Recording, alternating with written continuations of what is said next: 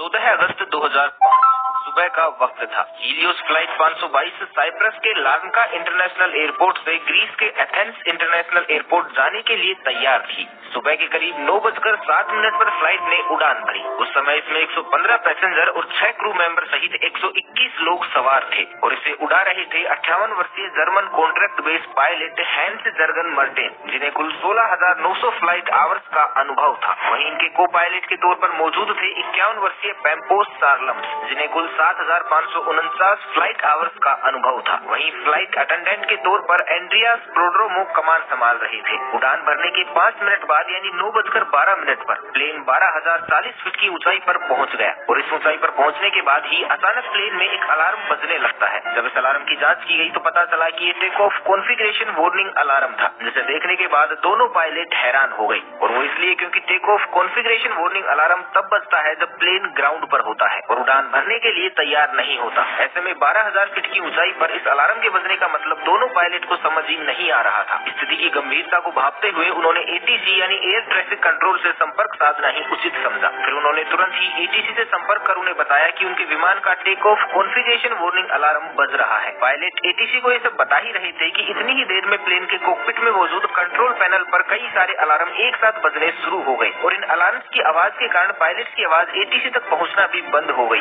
साथ ही प्लेन का master question alarm भी बजने लगा था, जिसका मतलब था कि प्लेन के कई सारे सिस्टम एक साथ ओवरहीट हो चुके हैं। दोनों ही पायलट्स की दिक्कतें अब बढ़ने लगी थी। उन्हें कुछ समझ नहीं आ रहा था कि अचानक ये सब क्या हो रहा है। इधर ये सब देखकर प्लेन में अफरा तफरी का माहौल बन गया। क्रू मेंबर लगातार यात्रियों को शांत कर रहे थे। सभी पैसेंजर्स को सांस लेने में काफी ज्यादा दिक्कत आ रही थी, इसलिए उनके ऑक्सीजन मास्क अपने आप ही नीचे आ गए। दरअसल जब प्लेन में ऑक्सीजन का लेवल कम होता है तो ऑक्सीजन मास्क अपने आप ही नीचे आ जाते हैं। इस दौरान प्लेन लगभग 18,000 फीट की ऊंचाई पर था। पायलट बार बार एटीसी से संपर्क कर उन्हें अपनी समस्या बताने का प्रयास कर रहे थे, लेकिन उनकी बात एटीसी तक पहुंच ही नहीं पा रही थी और कुछ ही देर में प्लेन का एटीसी से कनेक्शन भी पूरी तरह टूट गया। इसके बाद भी एटीसी ने बार बार फ्लाइट से संपर्क साधने की कोशिश की, लेकिन उन्हें कोई उत्तर नहीं मिला। प्लेन अब लगातार ऊपर की ओर बढ़ता जा रहा था। आमतौर पर इस रूट पर फ्लाइट को लगभग 1 घंटे और 45 मिनट का समय लगता है, यानी करीब 10:45 पर इस प्लेन को एथेंस एयरपोर्ट पर पहुंचना था। 9:23 पर प्लेन 34,000 फीट की ऊंचाई पर पहुंच चुका था। इसके बाद 9:37 पर ये विमान एथेंस के फ्लाइट इंफॉर्मेशन रीजन में पहुंच गया।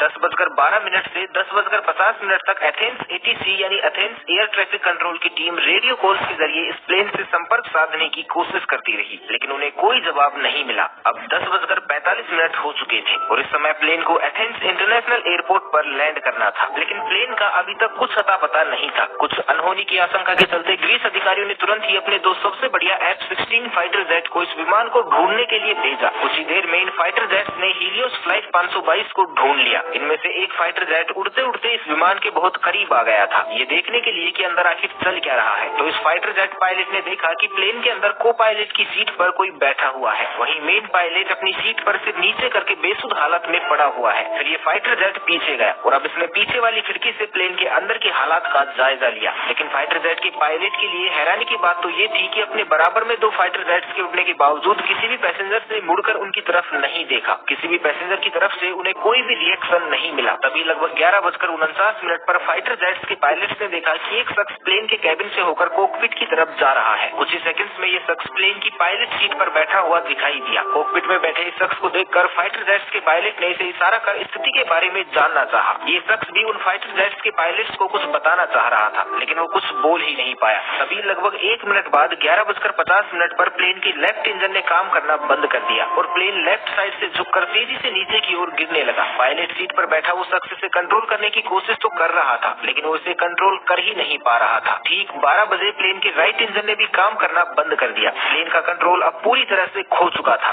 12:04 पर प्लेन एथेंस से लगभग 40 किलोमीटर दूर ग्रामेटिको की पहाड़ियों में जाकर क्रैश हो गया और इसके क्रैश होने के साथ ही इसमें सवार क्रू मेंबर समेत सभी 121 लोगों की मौत हो गई। दोस्तों, एक बार महसूस कीजिए उस पल को जब 121 यात्रियों से भरा ये प्लेन जब पहाड़ से टकराया होगा तो क्या गुजरी होगी उन फाइटर जेट्स के पायलट पर जिन्होंने लोगों को अपनी आंखों के सामने जाते हुए देखा होगा और वो इनके लिए कुछ भी नहीं कर पाए होंगे।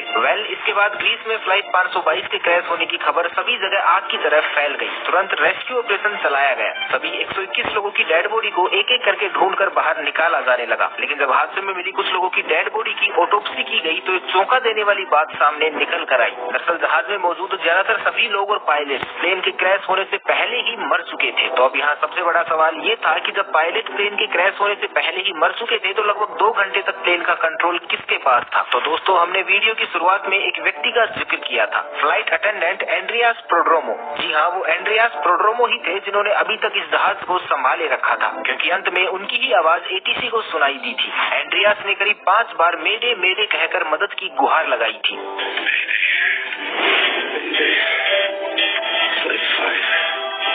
एंड्रियास के पास यूके कमर्शियल पायलट का लाइसेंस तो था, लेकिन उन्हें इतना एक्सपीरियंस नहीं था कि वो बोइंग 737 जैसे प्लेन को कंट्रोल कर सके। लेकिन बावजूद इसके वो इस विमान को घनी आबादी के क्षेत्र से दूर ले जाने में कामयाब रहे। जब एक्सपर्ट्स ने इस घटना के पीछे की वजह जानने के लिए जांच शुरू की तो उसमें सामने आया कि जब प्लेन लेफ्ट साइड में झुक गया था तो इसका कारण ये था कि प्लेन के लेफ्ट इंजन में फ्यूल खत्म हो गया था। लेकिन अभी भी इस हादसे की जड़ तक पहुंचा जाना बाकी था। तभी अचानक एक इन्वेस्टिगेटिव ऑफिसर की नजर कंट्रोल पैनल के एक बटन पर पड़ी और ये बटन था प्लेन के प्रेशर को सेट करने का। इस बटन को देखते ही उस ऑफिसर को पूरी कहानी समझ में आ गई। आपकी जानकारी के लिए बता दें कि प्रेशराइज बटन पूरे जहाज में एयर का प्रेशर कंट्रोल करता है। जनरली जहाज के बाहर लगे इंजन बाहर की हवा को थोड़ा थोड़ा करके अंदर भी भेजते रहते हैं ताकि विमान के अंदर बैठे लोगों को ऑक्सीजन मिल सके। आमतौर पर इस प्रेशराइज बटन को ऑटोमेटिक मोड पर ही रखा जाता है और अगर कभी इसे मैनुअल मोड पर किया भी जाए तो कैप्टन व को पायलट को इसका ध्यान रखना पड़ता है। अब हादसे की जड़ तक पहुँचने के लिए हम आपको घटना से एक दिन पहले ले चलते हैं, जब बोइंग 737 का ये जहाज अपनी रूटीन सर्विस पर गया हुआ था। वहाँ इसको अच्छे से चेक करके इसकी सर्विस की गई और वहीं इसकी जांच करने वाले लोगों ने इसे मैनुअल मोड पर करके इसे पायलट को सौंप दिया था। विमान की उड़ान भरने से पहले पायलट और को पायलट दोनों का इस ओर ध्यान ही नहीं गया कि उनके प्लेन का मैनुअल मोड चालू ही रह गया है और इसके कारण जहाज में धीरे धीरे ऑक्सीजन की मात्रा घटने लगी थी, जिसके कारण विमान में बैठे सभी यात्रियों को बेचैनी होने लगी। और जब कॉकपिट में बैठे पायलट्स को ये अलार्म सुनाई दिए तो उन्होंने इसके पीछे का कारण जानना शुरू किया। लेकिन एक बार के लिए भी उनका ध्यान इस ओर गया ही नहीं कि प्लेन का प्रेशराइज बटन ऑन ही रह गया है। इस वजह से कॉकपिट में भी ऑक्सीजन का लेवल घट गया था, जिसके कारण दोनों पायलट बेहोशी की हालत में जाने लगे थे। विमान के अंदर ऑक्सीजन मास्क तो सभी यात्रियों को मिल चुका था, लेकिन कॉकपिट में ऑक्सीजन मास्क अपने आप नीचे नहीं गिरते, जिस कारण से दोनों पायलट बेहोश हो गए। साथ ही प्लेन में मौजूद यात्री और क्रू मेंबर भी अब एक एक करके बेहोश होने लगे थे, क्योंकि इनकी पैसेंजर सीट के ऊपर लगा ऑक्सीजन मास्क केवल 12 मिनट तक की ही ऑक्सीजन दे सकता था और ऑक्सीजन न मिल पाने के कारण सभी लोग धीरे धीरे दम तोड़ रहे थे। प्लेन अब ऑटो पायलट मोड पर ही एथेंस की तरफ बढ़ता जा रहा था। एक समय ऐसा आया जब प्लेन में मौजूद सभी सदस्यों ने दम तोड़ दिया, केवल एक जने को छोड़कर, और ये थे फ्लाइट अटेंडेंट एंड्रियास प्रोड्रोमो। अब आप भी यही सोच रही होंगी कि आखिर एंड्रियास इतने लंबे समय तक कैसे जीवित रहे। तो आपको बता दें कि एंड्रियास एक स्कूबा डाइवर थे और क्योंकि स्कूबा डाइवर अपनी सांसों को लंबे समय तक रोक पाने में सक्षम होते हैं, इसलिए वो अब तक जिंदा रहे। लेकिन ऑक्सीजन प्रॉपर न मिलने के कारण अब उनकी भी हालत खराब हो चुकी थी। लेकिन जैसे तैसे करके वो कॉकपिट तक पहुंचे और प्लेन को कंट्रोल करने की कोशिश करने लगे। लेकिन एथेंस तक पहुंचते पहुंचते ये प्लेन यात्रियों की जगह उनकी लाशों से भर चुका था। एंड्रियास अंत तक प्लेन को कंट्रोल करने की कोशिशों में लगे रहे, लेकिन दुर्भाग्यवश वो इसमें सफल नहीं हो सके और अंततः प्लेन पहाड़ियों में जा टकराया और इसमें सवार सभी 121 लोगों की दुखद मौत हो गई। इस घटना के लगभग 15 महीनों बाद ग्रीस के अधिकारियों ने इस घटना की रिपोर्ट पेश की, जिसमें बताया गया कि इस पूरी घटना के लिए सिर्फ और सिर्फ एक बटन जिम्मेदार था, प्लेन का प्रेशराइज बटन, क्योंकि ये बटन उस वक्त मैनुअल मोड पर था। लेकिन भले ही अधिकारियों को ये नहीं लगता हो, पर हमारी नजर में असल दोषी उस सर्विस सेंटर के एम्प्लॉय थे जहाँ प्लेन रूटीन सर्विस के लिए गया था, क्योंकि उन्होंने इस प्रेशराइज बटन को ऑटो से मैनुअल मोड पर कर दिया था। लेकिन इस बात की खबर किसी को भी नहीं दी थी। ऐसे में या तो उन्हें इसे वापस ऑटो मोड में डालना चाहिए था या पायलट को इस बात से अवगत करवाना चाहिए था, लेकिन उन्होंने ऐसा कुछ नहीं किया। शायद अगर वो इतनी बड़ी लापरवाही नहीं करते तो उस दिन 121 लोगों को अपनी जान नहीं गंवानी पड़ती। तो आपकी इस बारे में क्या राय है, हमें कमेंट करके जरूर बताइए। तो बस आज के लिए इतना ही, मिलते हैं एक नई वीडियो में, तब तक के लिए खुश रहें, मस्त रहें।